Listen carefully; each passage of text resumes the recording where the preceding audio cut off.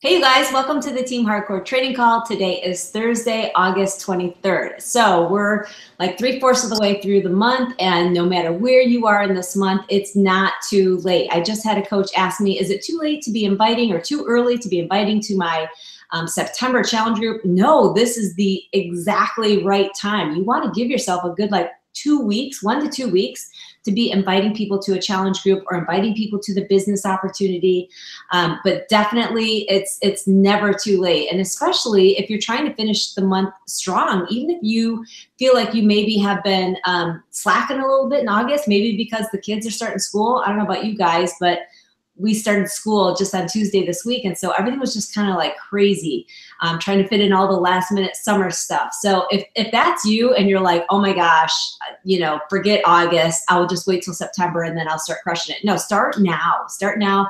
And I know you might feel overwhelmed, but start with a to-do list and prioritize it, and just put one foot in front of the other and get started.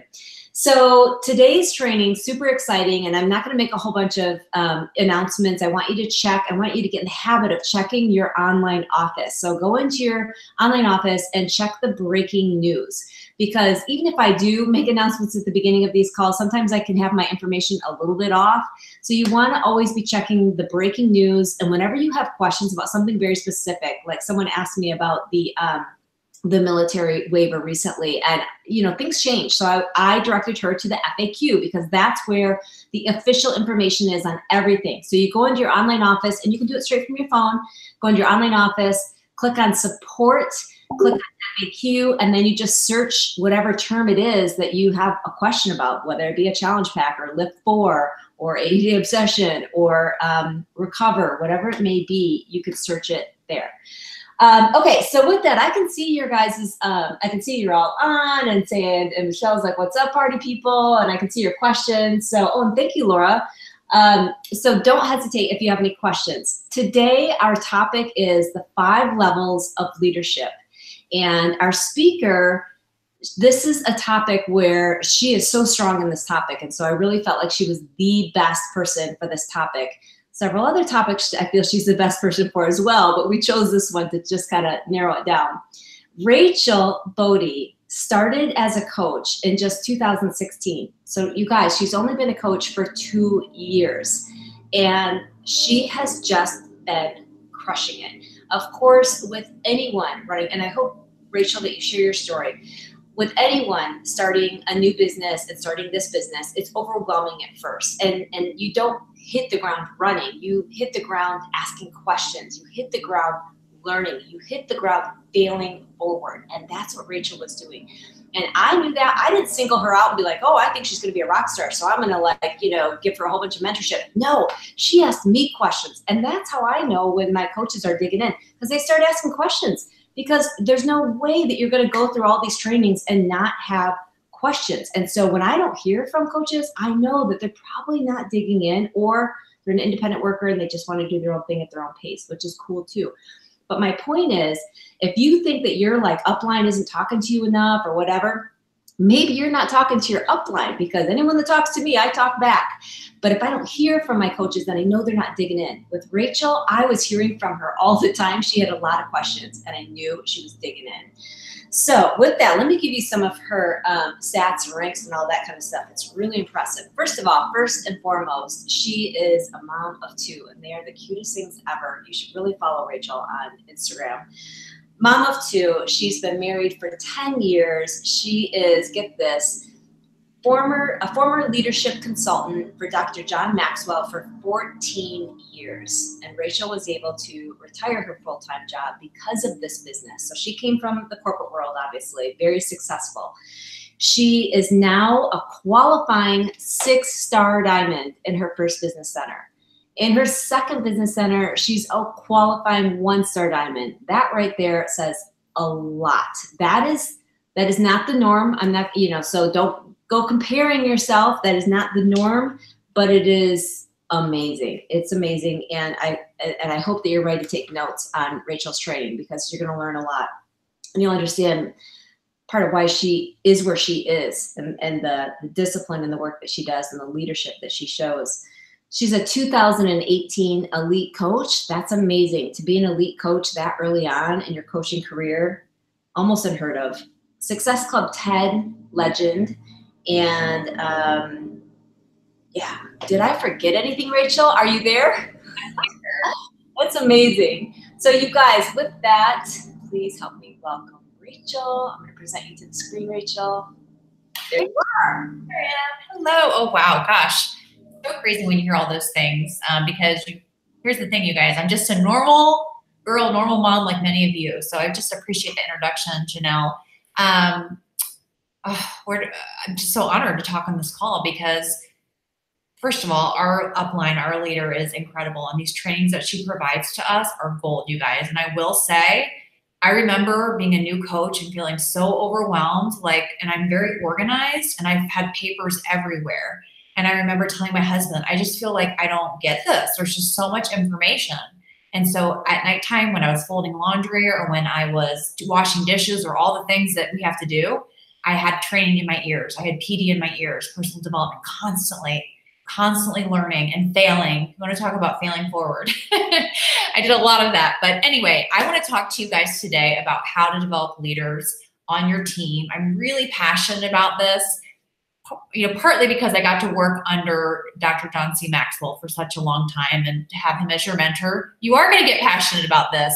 And also because it really is the lifeblood of our business, because leadership is influence. And that's what we do. We're influencers, right? We're trying to influence our challengers to help them to get results. We're trying to lead by example to influence the people around us, to inspire them. We're trying to influence our coaches to help them reach their goals. So we're influencers, all of us, whether you just signed up as a coach today or whether you are a 5, 10, 15-star elite coach. We're all influencers. So I want to start by talking to you about what I think is one of the best feelings in the world as a coach. When you find someone who gets it. So you recruit that person or you start talking to them and sign them up and they just get it. Like they hit the ground running. They see this opportunity for what it is. They ask questions. They're willing to go for it. They may be fearful, but they feel the fear and they do it anyway with inviting. They just go after it and they get it. And that feels good, right? Doesn't that feeling feel so good when you find that person? You're like, yes. On the flip side, I think for me anyway, one of the most frustrating feelings that I've experienced is when you have someone who is, instead of being a leader, like I just described, a leader, someone who is a leaner, in not a good sense.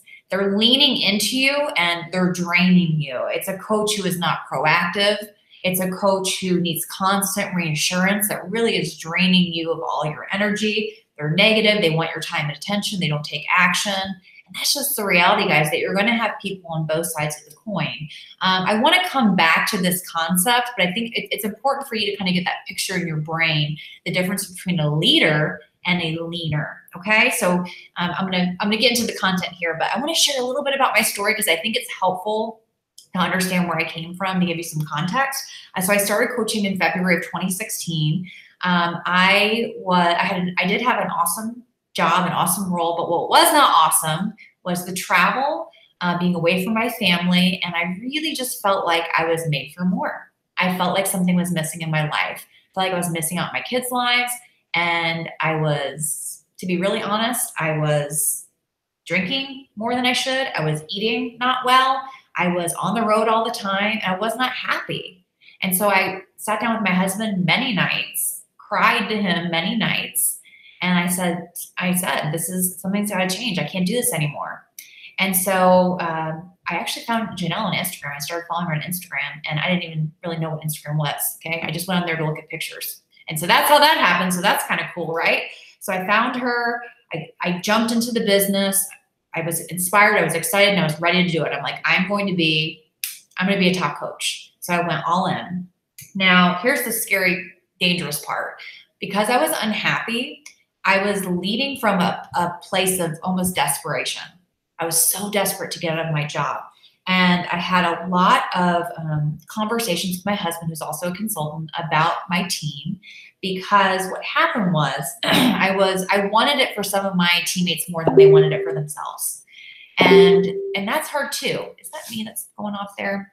Sorry about that, you guys. Got some notifications.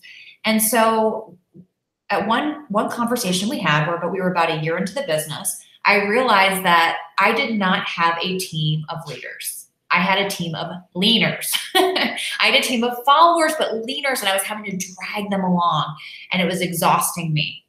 That on top of working my crazy job, on top of being a mom to 2 kids under 4, on top of trying to get my workouts in, and I'm sure you guys can relate, right? Trying to run your house, all those things just piling up, and it was not fun. And I'm like, this is not good. And my husband told me it wasn't good, and we all agreed. So I was not leading my team the way that they needed to be led. I was not grooming them to be leaders because I was leading from a place of fear. And I wasted a lot of time and resources, mental energy. And so one of the things I want to share with you is that you need to identify the people who, I think you've heard the saying, I know Chelsea Pearson talks about it, you want to work with the willing and work with the working. So they have to be willing to do the work, and then they have to actually do it. And if they're not willing and you're dragging them, oh man, that energy could be rechanneled into recruiting new coaches who want it, who are excited, who are passionate, who have a values alignment, who are going to run with you, versus you having to drag them along. It's a completely different feeling. So I want to start by asking you to think about how you're leading your team. And that may be just your team of coaches. It may be 1 coach, it may be 2 coaches, it may be your challengers. How are you leading the people who are in your business? Okay.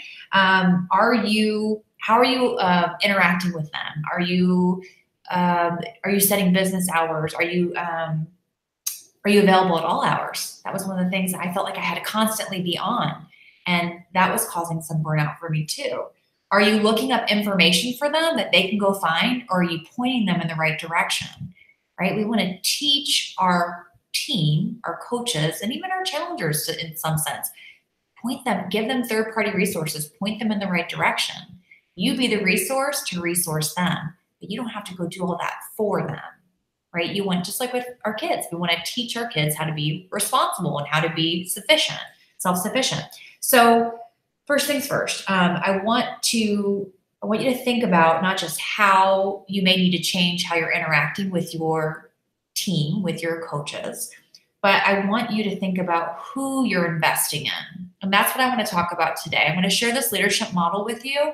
And I want you to think about who are the people that you are going to identify as people who you think are going to be leaders in your team. People are going to help carry the torch with you, who get your vision, who want to help you grow your team. So the first step is to identify leaders that have 2 things. And usually, my experience in corporate America, you have people that tend to lean towards one or the other. So the first thing is they have to have the desire to want to succeed, and the desire to want to lead and succeed. So this is the heart piece, right? And that is something that I found that if someone comes on the team and they don't get the heart thing and they're all about just making money, that just isn't in alignment, and people can sense that. So that's the first thing that I think is critical, is they need to have that heart and that passion, the desire. So number 1.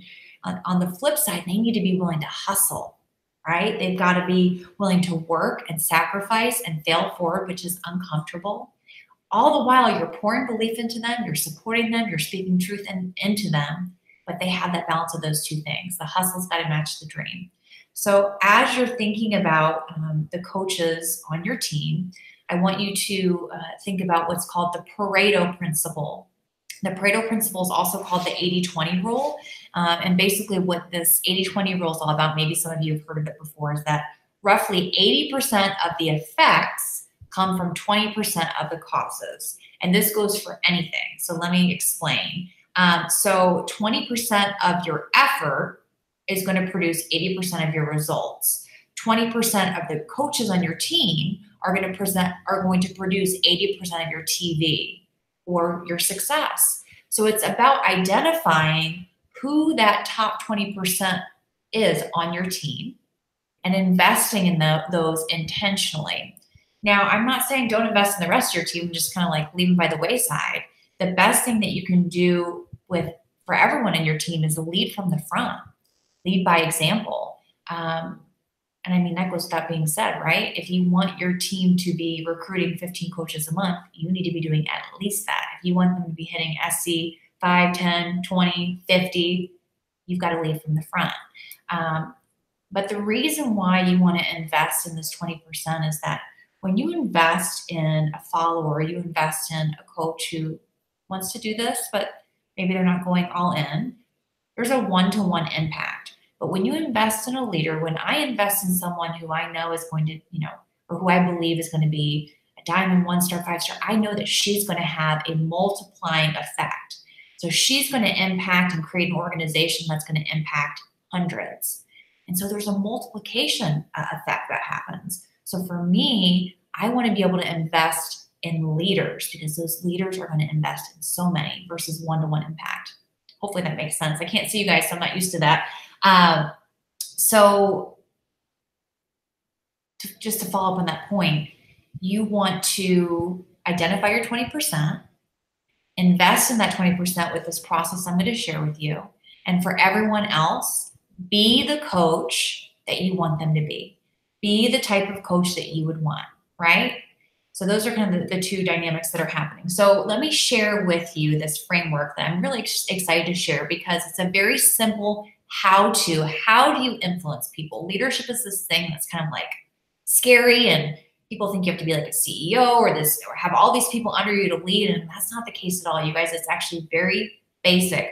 Leadership is influence. Nothing more, nothing less. It just means, are you influencing someone? If you influence someone, you're a leader. So every single person on this call is a leader.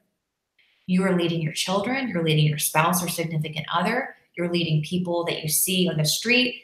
You may go on Instagram and see someone and then you see her shirt and you like it and you buy it. She influenced you. We're influencing people constantly, right? So you are an influencer. And then of course, if you have coaches under you, you are influencing them. You're leading those coaches.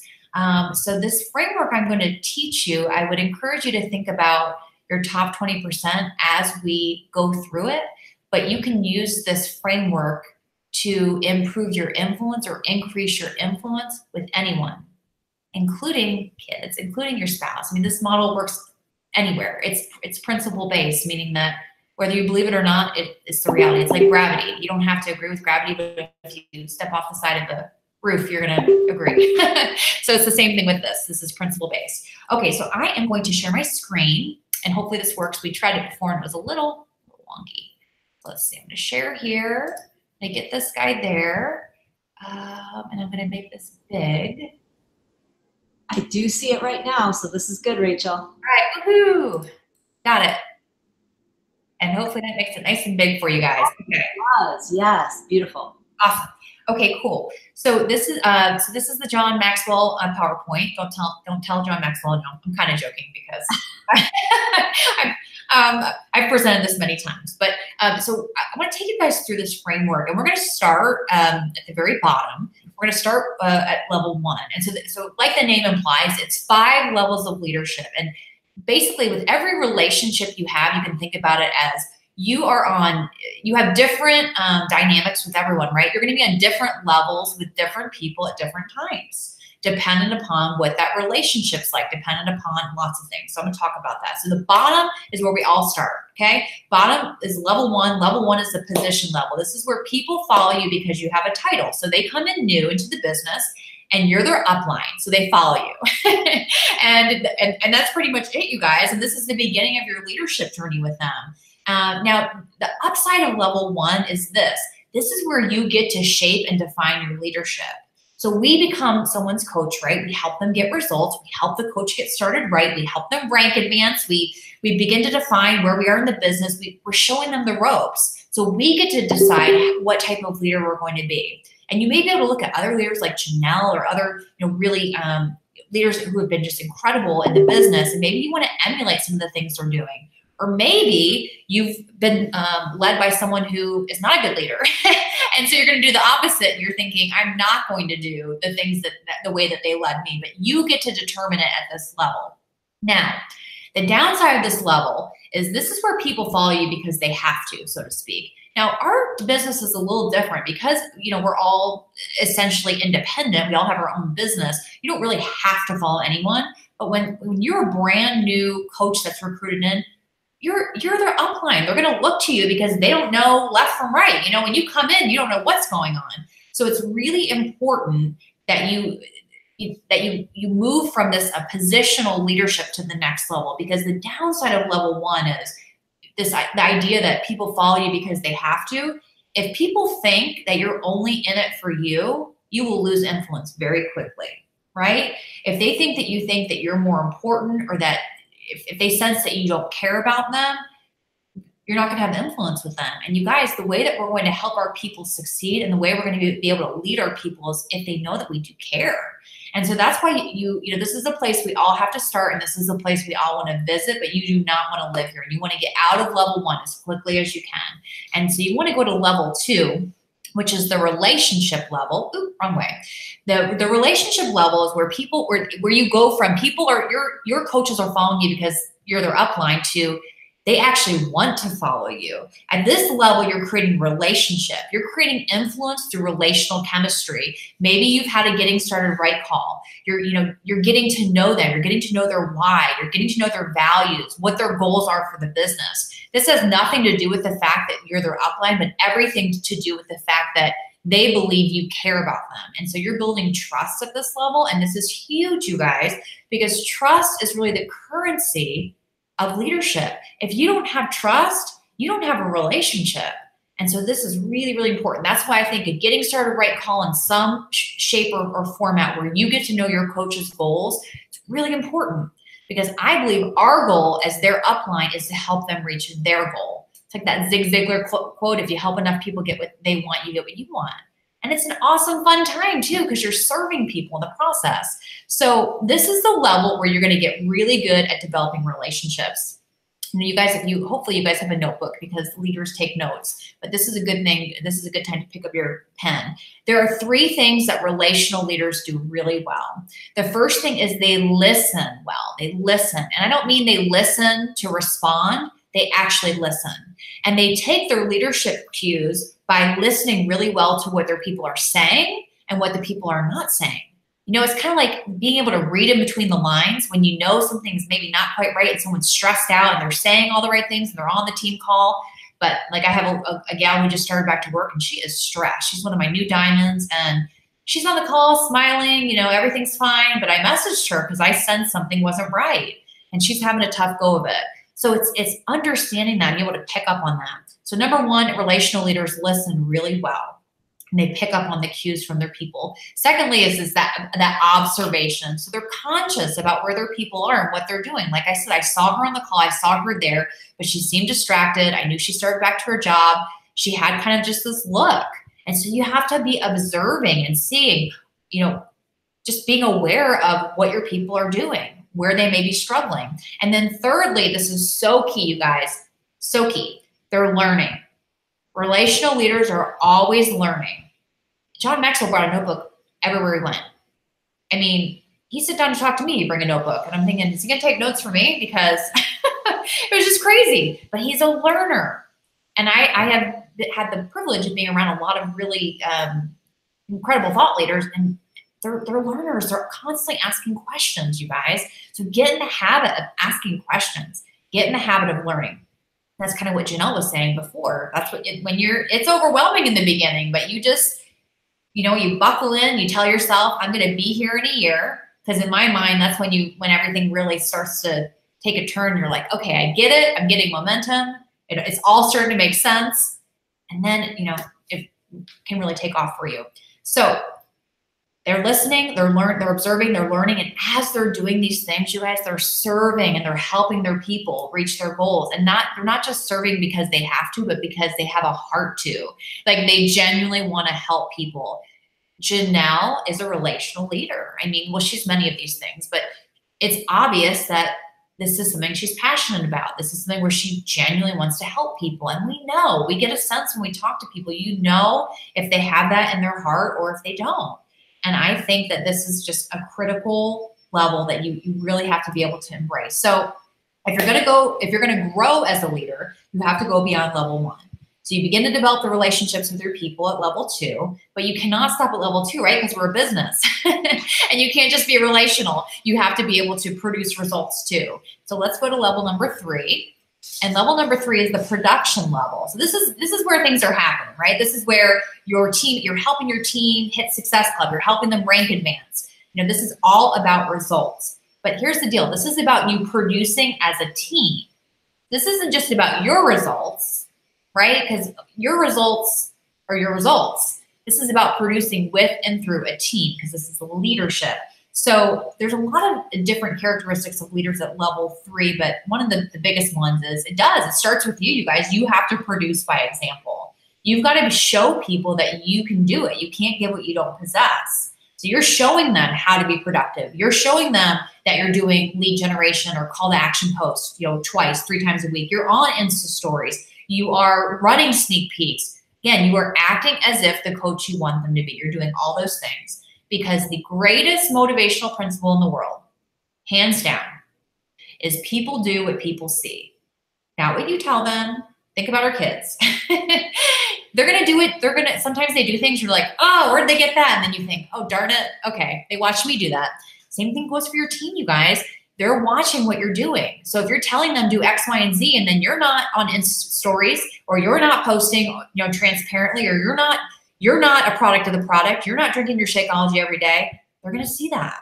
So this is really, really key. So the other thing that's happening here is you begin to gain credibility because you're modeling the things that your team wants to learn.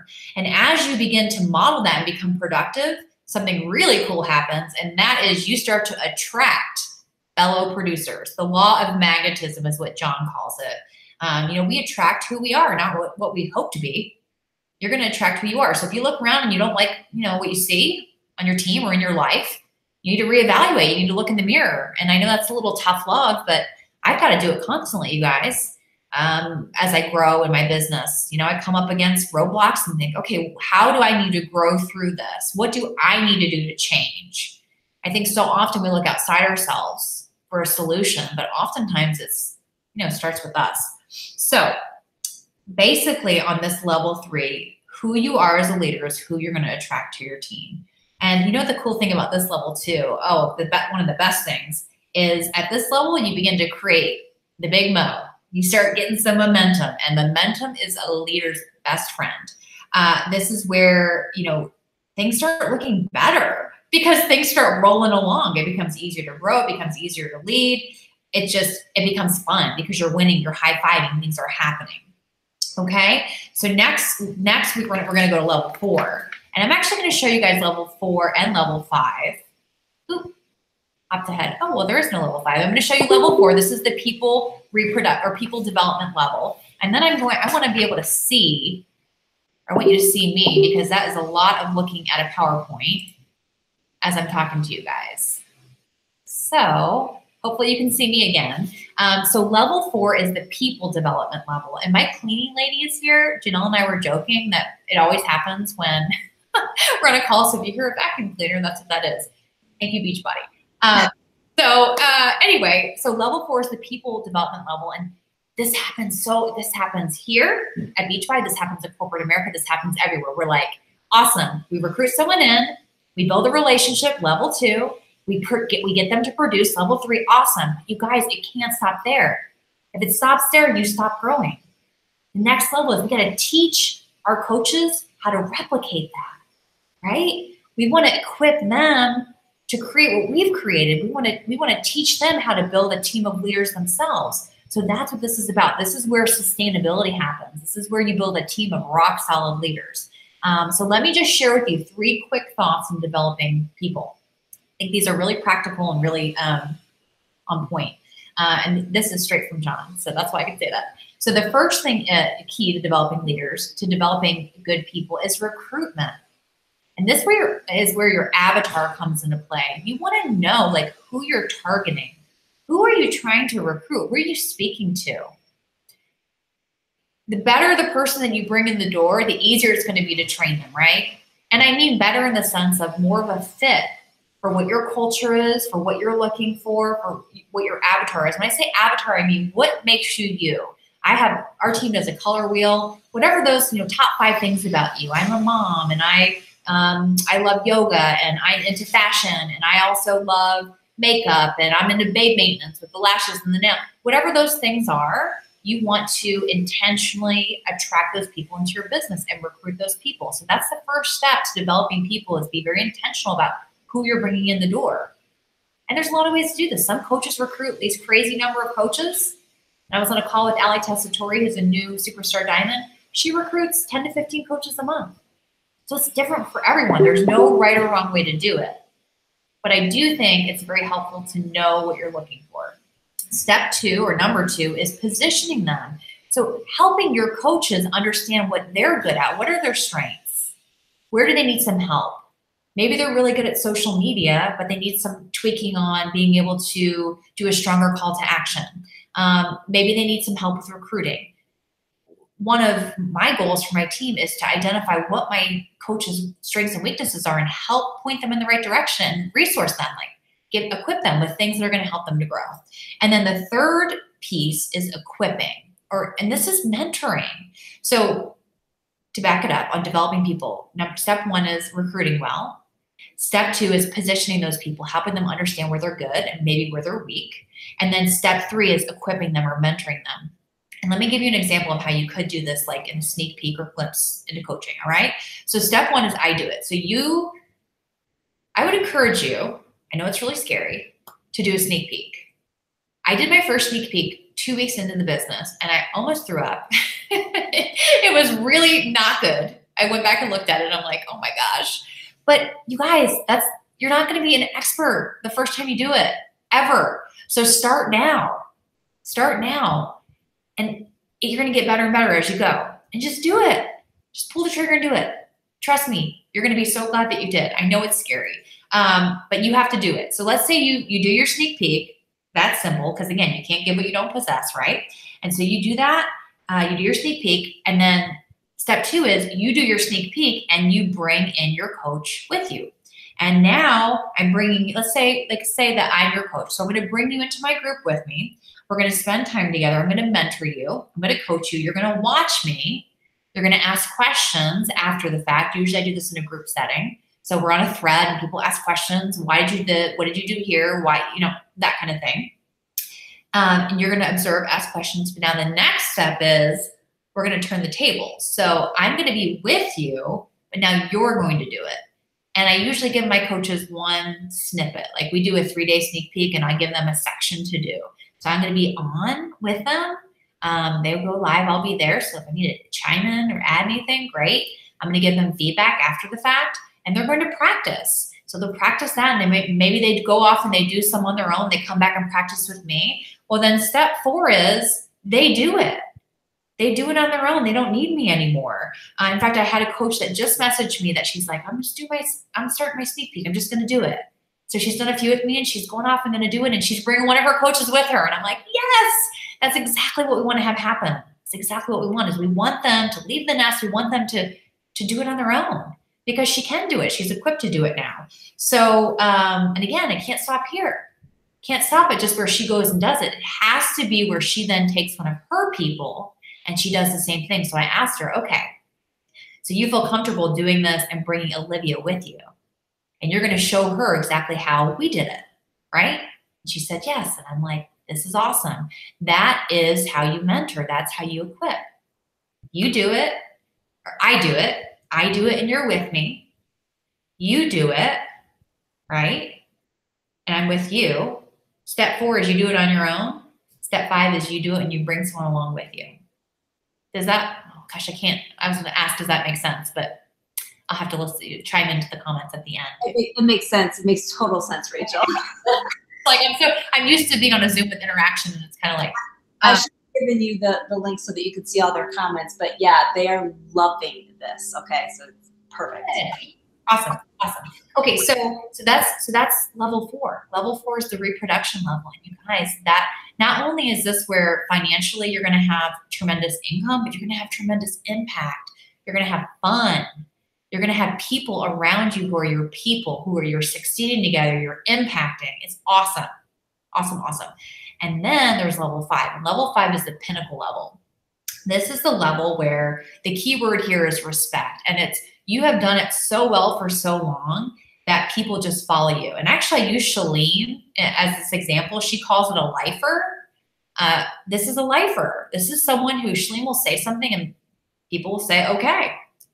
Don't even ask any questions because she has that level of influence with them. I would say John Maxwell is another example, but here's the thing, they're obviously public figures. You can be a level 5 leader too. Now, you don't get to decide if you're a level 5 leader. Someone else gives that to you. I worked for a woman who's a COO, who's incredible, who mentored me in such a way where she poured into me, she believed me, she called me out big time. She was incredible, you guys. The way that she led me, I am the leader I am today because of her. If she called me right this minute, I would say, I have to go. Because it's that kind of relationship. Think about the impact that you would have in someone's life where you have that kind of relationship. Like, it makes me teary-eyed because she just poured into me and believed in me. And that's all it took. I just needed someone to believe in me because I didn't believe in myself. And it's crazy to think the power that we have as leaders just to pour belief into people and continue to speak truth into them and equip them and encourage them. That's what this is all about. That's what coaching's about. That's what our challenge groups are about. That's what this whole thing is about. And that's why I think it's such an incredible, I can't believe we get to do this as our job. It's awesome. Okay, so now I'm going off on a tangent. Let me wrap it up here. So, are we doing on time? We're doing okay. So, so I talked about the 5 levels of leadership, right? One thing that I want to reiterate is that you can be on different levels at different times with different people. So you can't just say, for example, I'm a level 2 leader. Although typically you tend to lean more towards being a relational leader, a level 2 leader, or you tend to lean towards being a more level 3 leader, generally speaking. Because most people, if you take all the personality assessments and all the temperament assessments, if you break it down very, very simply, people tend to be more relational or more results oriented. Right? So relational versus task-oriented. I tend to be more of a task-oriented person. So I've had to work really hard to focus on being relational. If that's you, then you need to get really, really good at building relationships. You have to put systems in place and create systems to be relational, which sounds ridiculous, but that's the only way I did it. If you're a really relational leader, you're like thinking, is she being serious right now? I mean, that's because you're a relational leader. So you need to work at level 3, results. You have to work at holding people accountable and delegating and having tough conversations, things that tend to come a little bit easier to people who are more level 3 people. Okay, so that's kind of like the generally speaking. But if you're a brand new coach and I just recruit you in, we're on level 1 because you don't know me. You just know me from, my little sneak peek. And so very quickly, I want to start connecting with you and I want to help you to feel like you can trust me, like I care about you, because I do. And I want you in your mind to say, oh, she's a level 2 leader. And then I want to start getting you rocking and rolling. So I want you to hit Success Club. I want you to achieve Emerald straight out of the gate. So I want to move to level 3. And then I want to start to equip you to start equipping those emeralds to start producing. You see how this all goes? Now, moving up the levels tends to go slow. But you can do something, a breach of trust, and you can fall very quickly. If you trust someone with your whole heart and soul and they do something that is out of character or something that shocks you, they can go from a 4 down to a 1, just like that. And it happens in the public, eye all the time. So you need to be cognizant of that too. That's something just to kind of be thinking of. Okay, so let me just give you something practical because I gave you some principles and I gave you some things that you can focus on so you can look at your, well, actually, I'm not going to go there yet. Getting ahead of myself. So I want you to take a piece of paper and I just want you to make 4 quadrants. So you're just going to draw like this. You guys see that? So 4 quadrants. And we're going to use the framework I just taught you and put it into action so that you all have some homework. And let me encourage you with this too. If you leave this moment of inspiration and you don't take action, that's not good, you guys. Action is where it's at. Okay, action is going to move your business forward. Learning and acquiring information is not going to change anything until you act on it. So I really encourage you to do something with this information. So you got your quadrant here. So I want you to write in the top, PS coaches. Okay, PS coaches. And then I want you to write over here, downline. Maybe you don't have anyone in your downline yet. Maybe it's all your PS coaches, and that's fine. You can still have that there and you can leave it blank for now. And then you can write friends and family down here. And then you can write other here, and others like people you volunteer with, or people who wouldn't fall in any of the other categories. Maybe it's people that you work with in your day job. Do you have a day job? Okay, and then once you have all those categories, I want you guys, after this, our time together, I want you to list out at least, well, whoever your PS coaches are, right? But your friends and family, at least 5 people, other at least 5. And I want you to think about who are those people, who are those 20% of people that contribute to 80% of your success in life, 80% of your happiness, or maybe 80% of your misery in some cases, which was my case with some of the people that I had to deal with on a daily basis at my other job. I want you to write down those names. Once you do that, I want you to determine, if I were to ask Sarah, if I were to ask Dave, what level of leadership we're on, what would he say? Okay? So here's the thing. You may think you're on a level 2 with someone. If you can't list out 3 to 4 personal things about that person, you're not in level 2. You should know the names of their children. You should know what they'd like to do. You should know maybe the kind of food you should know some personal things about this person. If you don't, you're still in level 1. If you try and go from 1 and skip straight to results, level 3, without building any relationship, probably going to have a little bit of a rocky level of influence with that person, because you're trying to drive results without really understanding what they're all about and building trust. And hopefully that makes sense to you, but that's really how you're going to be able to influence someone. They have to know that you care and that you want to help them reach their goals, not just that, well, you got to hit Success Club so I can hit X, Y, and Z. And hopefully this resonates with you all. And the same thing goes with your family and friends. You know, if there are people who are, critical, important people in your life, and you're on a 1 or a 2, you want to help them reach their goals. You want to help them get to the places they want to be in their life. So I would encourage you to be very intentional. If you could just take, in each category, if you could take one person up 1 level, it would be a game changer, particularly in your business. If you look at that top 20%, and if you can take some of the 1s to 2s, some of the 2s to 3s, then if you can get a 3 to a 4, then you're really like cooking with gas, because now you have leaders under you who are leading. And that's where it really gets fun. Okay, guys, that's the 5 levels model. That's a day-long workshop in 40 minutes. Wow, Rachel, that was so good. So many aha moments for me, and so many things resonated with me, and it made things click for me. And it means I need to listen to this again and just reevaluate some things that I'm doing. And I just hope everyone took some really good notes. I know I did. I've got over 3 pages of notes here. And, all the comments here are like, oh my gosh, this is gold. Love this. Yes. I mean, people love it. One question, or at least one so far, a couple of us didn't get, what was level 5? For some reason, I didn't get it. Yes, I'm sorry. So level 5 is the pinnacle level or respect level. Okay. Mm-hmm. And that's basically the level where, when you have done levels 1 through 4 so well for so long, that someone will give you this level 5 respect level. Level 5 leader is a leader who you would do just about anything for. And it's really the ultimate, you guys. I mean, this is, in my mind, this is like, Beachbody is it for me for life. This is where I am. This is what I'm doing with my life for the rest of my life. Same. So I want people around me. I want to be surrounded by level 5 people, who we love each other and we would do anything for each other. We're like a family. That's the ultimate. Yes, that is the ultimate. Okay, perfect. That makes total sense, because you were describing your mentor and how, if she called right now, you would let us go. No, that was just funny.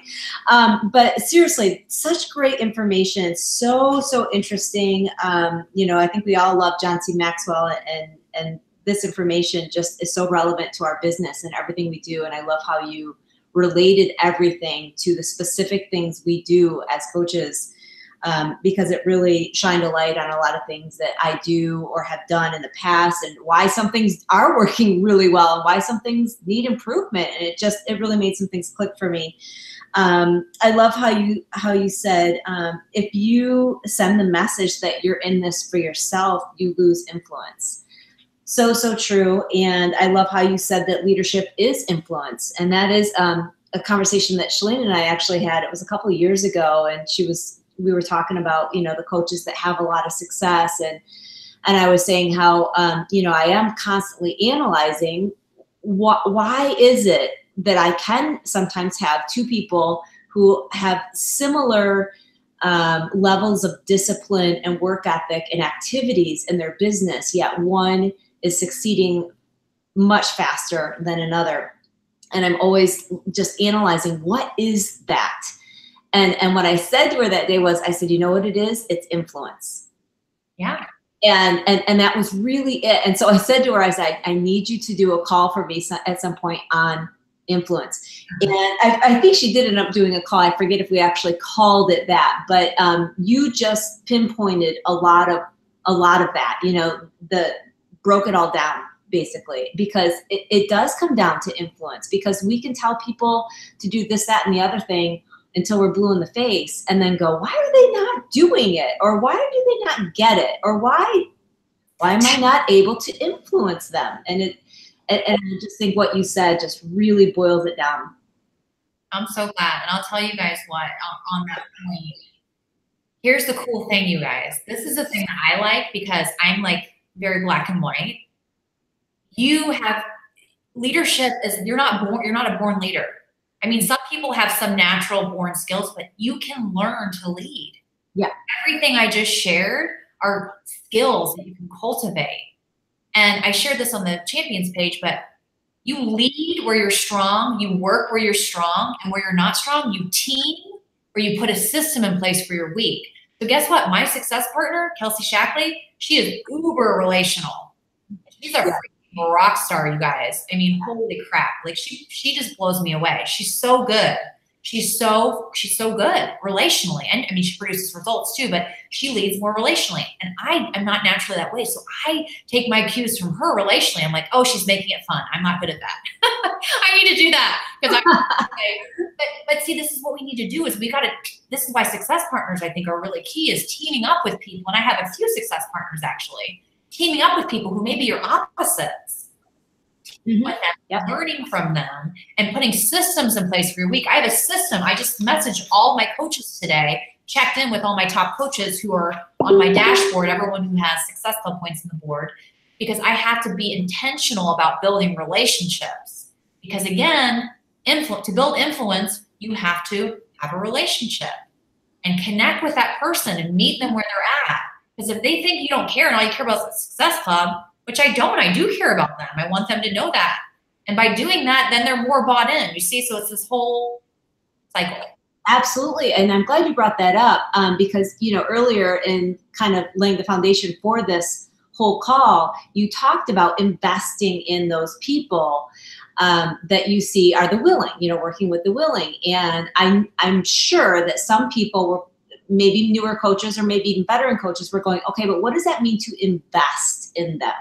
And so what I take that is that text that you sent to them, or that message you sent, that's investing your time and your emotions and your mentorship in them. Is that what you meant by that? Yeah, that's such a good question. Sometimes I just say things. Yeah, so I have a dashboard. So every month I track people who have points on the board for Success Club, people who are rank advancing. I have all my challengers, all my coaches, all on one little dashboard. And I got this from Ruth Schroner. It's been really, really helpful for me to just have one page I can look at and see what's going on in my business. Awesome. Everyone who's yellow is all my Success Club people this month. But I look at this list first, because these are the people who have points on the board, essentially, who are changing lives. And I reach out to all these people once a week. Then I look at the people who I see are showing up on the team page, people who are willing, but they're just maybe missing it somewhere. Right. Mm-hmm. And still want to invest in those people. Right. Just I have a different, again, we only have a finite amount of time. Right. Control of our time. Makes total sense. Do you guys have any other questions? I'm looking at your comments right now, and I'm not seeing any other questions, although people absolutely love this. And I also, another thing I started is just the fact that, you know, pouring belief into other people. If you want to narrow this business down to something, that is such a huge piece of this business, is just pouring belief into your challengers, pouring belief into your coaches, because, you know, like Rachel said, believe it or not, I mean, you would just think, wow, she's got everything already going for her, but having someone believe in her made a huge impact on her. And I know I can say that for myself, and I think any of us can say that. There's all these people out there, they don't have that person yet. You just need to be that person for them, and they can start seeing results in their fitness, their health, or in their business as a coach. I love that. You guys, I honestly, my story, I was so screwed up, and I had potential, but I didn't see it. And we have the opportunity to literally change someone's life. It's crazy. That's why with the inviting, you guys, it is a gift, legit. What we're doing, it is a gift. And once that clicks in your brain, you will like start inviting like a crazy person, because you just realize, like, you're silly to turn this down. This is awesome, you know? And so there's a paradigm shift but once it happens, it's incredible. But as you're kind of working through that, if you have any, you know, fear around inviting, I want you guys to think about this, that what you have to offer is belief that could literally change someone's life, and what it's done for you. You know, think about the things it's done for you, and think about the gift it can be for other people. Exactly. Perfect. So good. Rachel, thank you so much for your time. We are just so grateful that you spent all this time in preparing this, and that you just shared so openly, and this was also well presented. Like it's sometimes hard for me to even take notes on some of the trainings, and this one, I feel I can go through all my notes and remember all your examples. And because you did give so many examples, I feel like that helps it sink in for all of us. So thank you for your time. My pleasure. Thanks, guys. All right, you guys, thank you so much for getting on, and I will see you next week. Please share this training with your coaches. Again, equipping your coaches, and we'll see you next week. Have a great rest of your week and weekend. Bye-bye.